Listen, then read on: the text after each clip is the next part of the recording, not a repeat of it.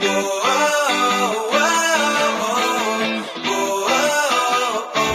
amigos y bienvenidos una vez más a nuestro canal de Almirante Soy. Hoy en nuestro primer video de gastronomía les estaremos mostrando la elaboración de un pescado encebollado mejor conocido como escotich. Esta vez tuvimos la oportunidad de que la señora Cata, mejor conocida como Baby, nos preparara este exquisito plato. Primero, caminamos hasta la legumbrería a buscar los productos que íbamos a necesitar para elaborarlo. Luego fuimos a casa de la señora que ya nos estaba esperando.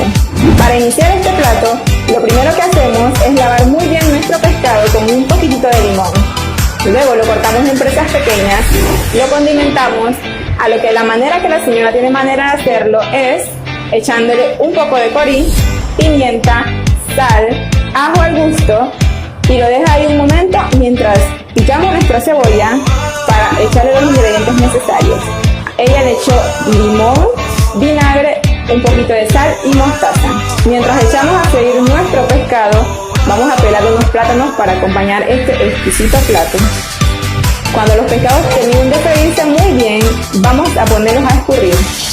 Luego lo mezclamos con la combinación de cebolla, vinagre y limón que ya tenemos hecha antes.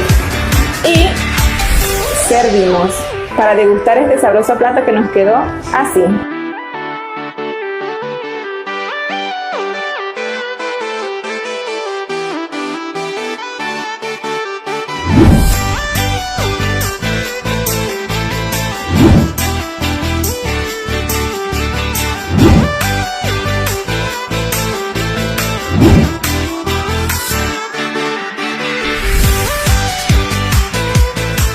¿Saben lo que me hace sentir más orgullosa de este plato?